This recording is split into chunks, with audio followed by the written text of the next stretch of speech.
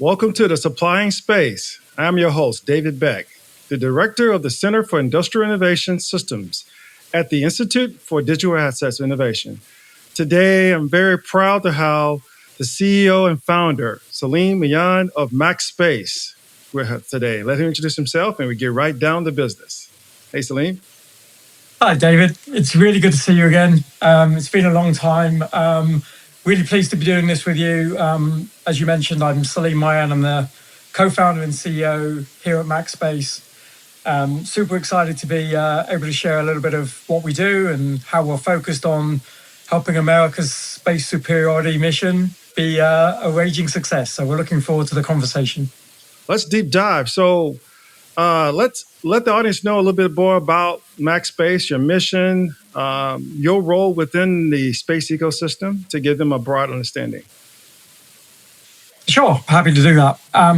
So MaxSpace is an expandable habitats company. We develop real estate for space, and we do that leveraging over 30 years of technology experience and legacy of building habitats for LEO and for Mars and Moon, based on using our proprietary technology that is effectively able to grow when it arrives at the destination. So we can launch very big things, very small, and when they arrive at their destination, they expand to provide the type of real estate that our country needs to maintain a position in the LEO orbit, as well as ultimately getting permanent habitats on the Moon and Mars. And that's what we've been focused on. My team is growing significantly. We've just announced a couple of really strategic partnerships with Voyager Space that I'm sure you've seen, and many of your listeners have probably seen. We're very excited about that. That's given us a really strong catalyst to be able to really ramp up our production and be on point and be ready to go to deliver these really exciting habitats for the American future in space.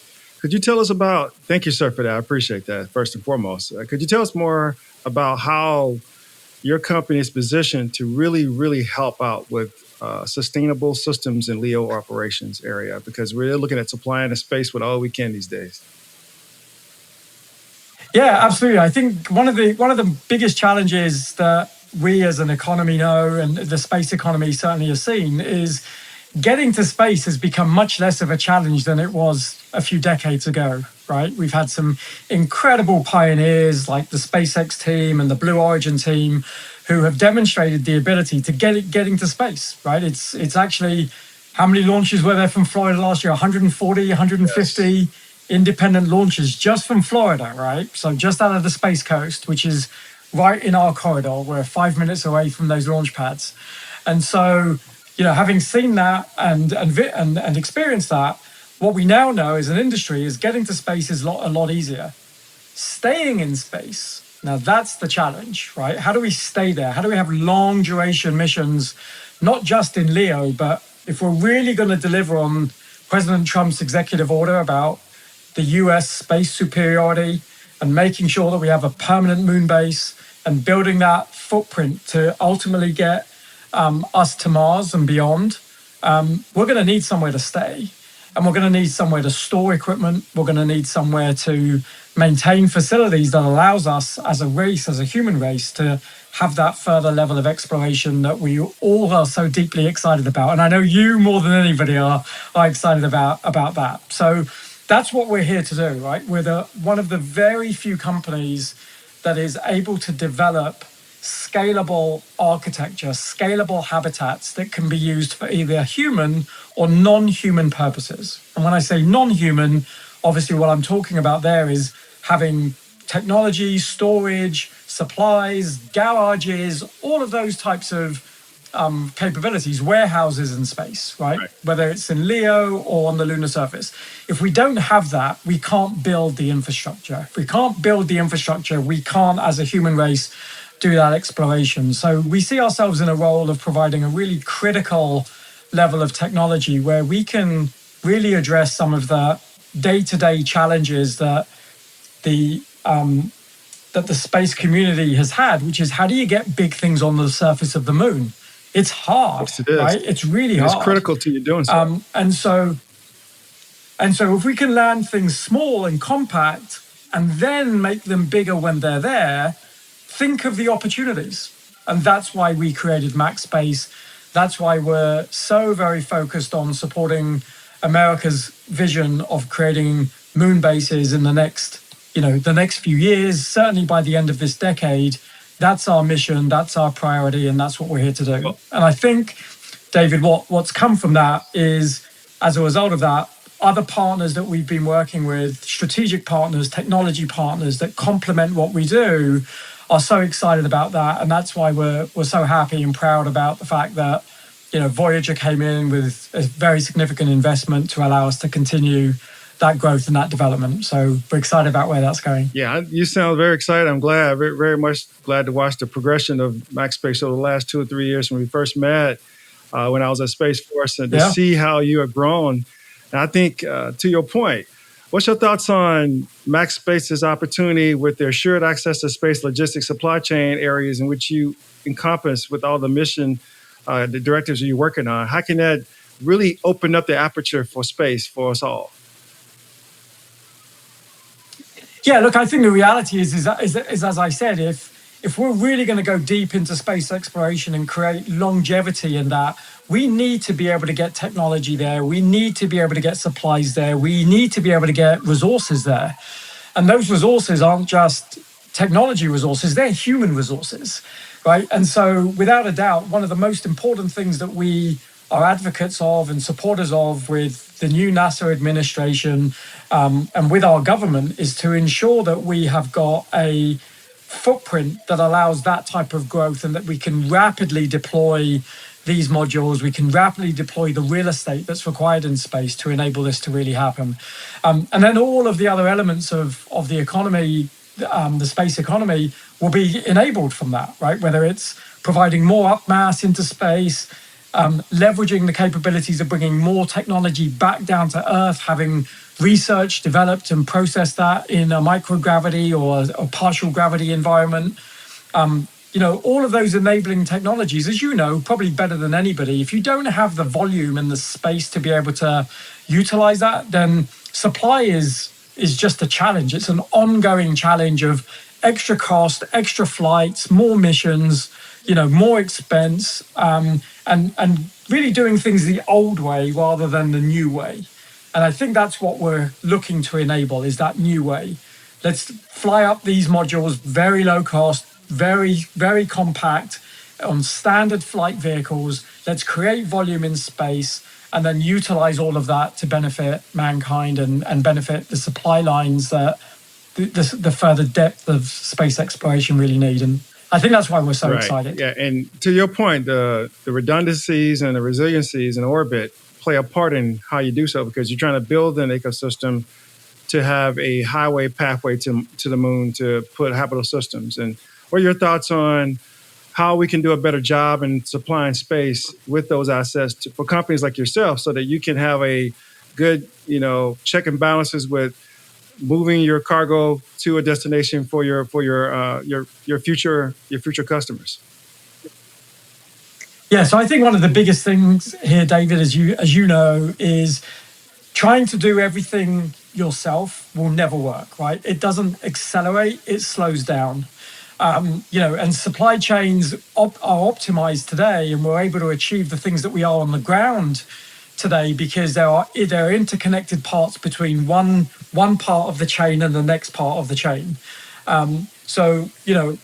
Amazon can deliver what they deliver today because they work with so many additional components. Not every driver that comes to your door and delivers your packages is an Amazon employee. They're just subcontracted, right? They're companies that have expertise or individuals that have expertise to be able to deliver a service. So we do the same thing in space, right? We're not trying to be all things to all people. What we do really well is these expandable habitats, different size, different scale, different volumes, different use cases. And those different use cases desire and require different technology components. And those different technology components come from those partners. So if we're really going to optimize the supply into space, it's going to be done by working with partners that are they're experts in their fields just as we're experts in our field.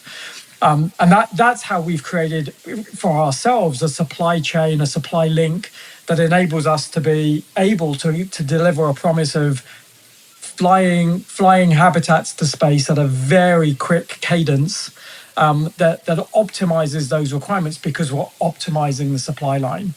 And so then you apply that into the space environment. Yes. When you're in orbit and you're moving assets from one location to the other. What better way of doing it than being able to have warehouses in space that allow you to get access to the technology and the equipment that you need in an optimal fashion, whether it's for commercial uses or defense uses. Yeah. And you and I spent an awful long time talking about those defense applications, and they mean an awful lot to you and I deeply, right? Is that if we're going to create that position, then let's enable the technology that facilitates that. Let's enable the real estate that allows us to store equipment in space, whether it's hard goods or whether it's liquid goods, right? We had this conversation before about the modules and their ability to store ultra high pressure. Yes.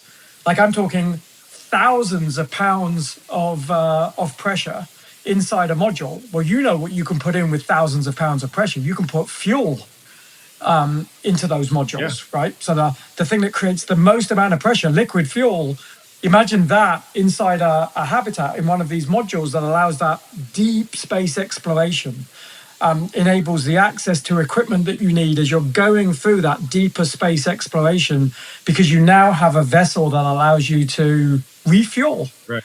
And continue that journey. Well, even right? to that, So you can put these are the things that helium-3 in we're there. saying You can repurpose it back to Absolutely. the Earth. There's several factors in there. I think one of the things that really sparked my innovation thoughts in supply chain areas that building a sustainable highway system involves a lot of the partnership, but it also involves a lot of the use cases for advanced manufacturing as you move from LEO or from the Earth to the moon and back.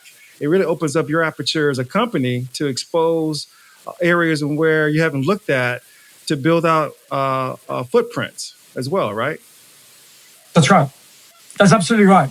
So, as you know, one of the biggest challenges with getting real estate into space today to be able to facilitate that type of momentum, forward-moving momentum, is getting enough real estate there, right? And so the conventional use is a metal module that is as big as the rocket will allow it to be.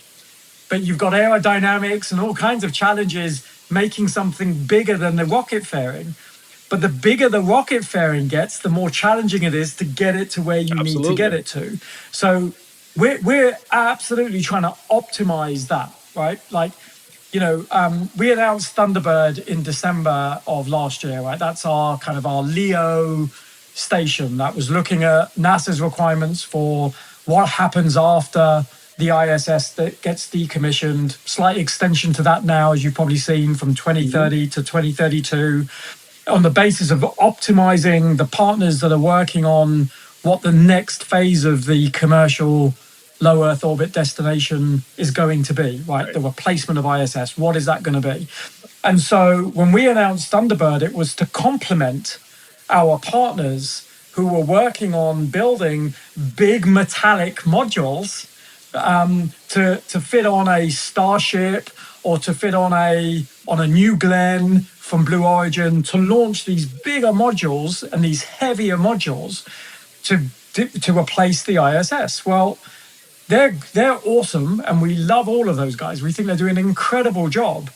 But we can really utilize what we're building, what our Thunderbird station promises, which is a 350 cubic meter amount of space. So that's 3.5 times the size of a current module. It's 1/3 of the size of the ISS, which is huge today, in one single flight. Yeah, for capability uses. One single flight. Yes. And that flight is a standard Falcon 9 rocket. Yeah. So it's a standard SpaceX rocket, the one that flies 140 times a year, right? Yep. Last year.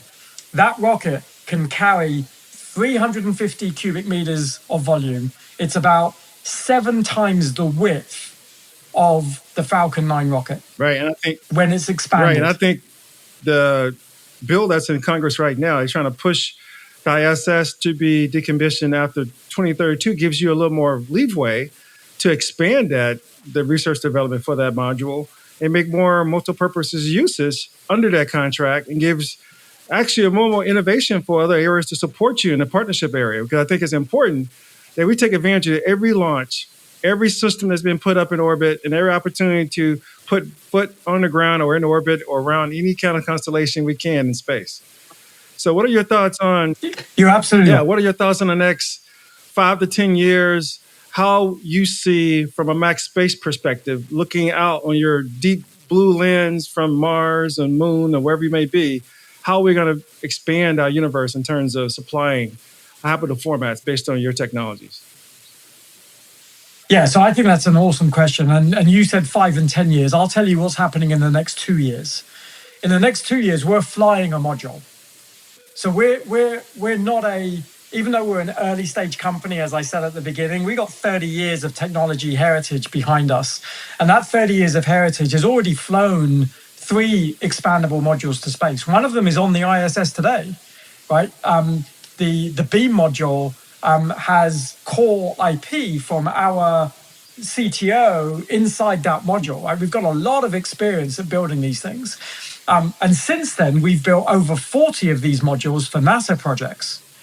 So there's a lot of work that's already been done. So even though we're early stage, we're not a PowerPoint company, we're a product company. Absolutely. And so we're launching in 2 years. 2027, the beginning of 2027, we're scheduled to fly on a SpaceX flight to take a new version of these modules that we've designed, which is the really scalable module.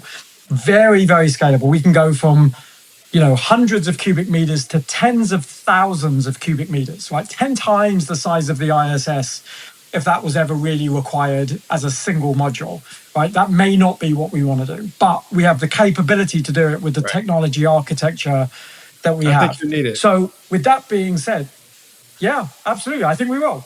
But as we start to go forward and you start to look at, okay, what does it look like going forward? Well, it looks like as more and more flights get out, as more modules fly, as more habitat requirements exist on the surface of the moon, as we get closer and closer to 2030 and President Trump's order of getting a permanent moon base established on the moon, we have a vision and a view that we can launch a module with the right partnerships, working with NASA, working with other partners, including Voyager and others, to get a moon base established by 2028, the foundations of a moon base.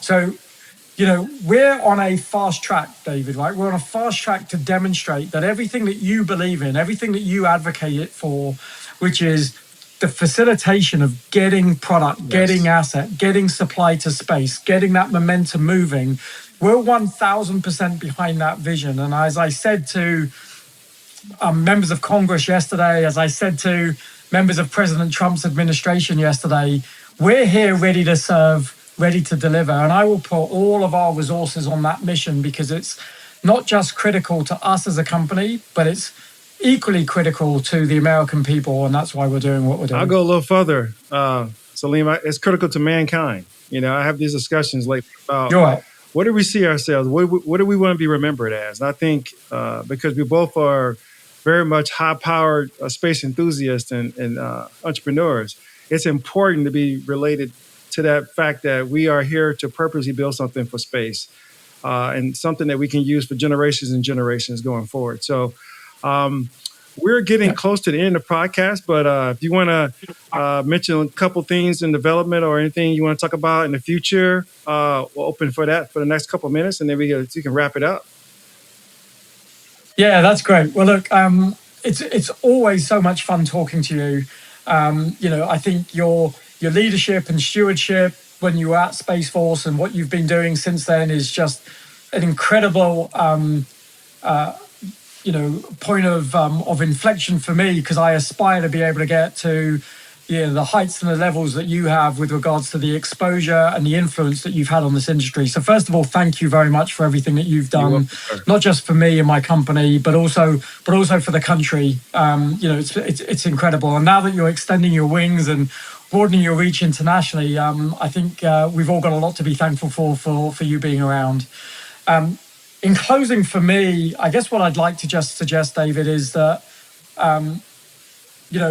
for people to know about MaxSpace is that, as I've mentioned, we're here to deliver something that's very core to what we do, right? I think it's going to add an incredible amount of value and leverage. And we're not a competitor to anybody. We're a friend and a partner to the entire space economy.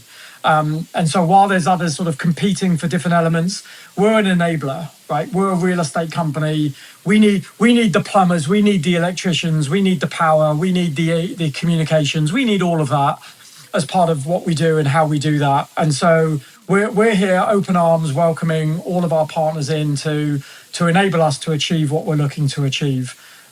We've just established a 25,000 square foot facility on the Space Coast in Florida. Can't wait for you to come there. You'll be the guest of honor when we open those doors. Appreciate it. Love you to see what we're setting up there to get everything moving on the manufacturing side and bringing that capability here so that we're right next to our launch pad, ready to keep flying these modules and get this habitation up to space so that we can enable the supply chain that the industry needs. So very much looking forward to that happening and that all moving forward. Can't wait to see you again in person, and really grateful for the opportunity to talk to you and whoever decides to listen to this podcast. Yes, sir. I appreciate it as well. And thank you for your time today. I think you epitome to me what's important about how to build something from the ground up and also look at exposure that it incorporates everyone, not just the people who work every day, 8 to 5 or 10 to 12, building the systems that you want to put in orbit on the moon,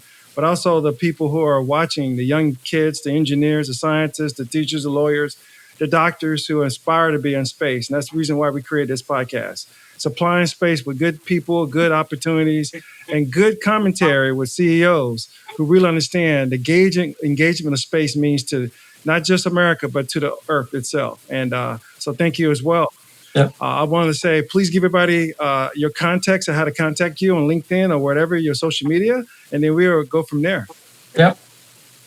That's great. You're about to do what I was going to do. So all I was going to say to everybody who's listening is we're very proud of how we've positioned the company, how things are moving forward. I invite you all to go visit www.getmaxspace.com.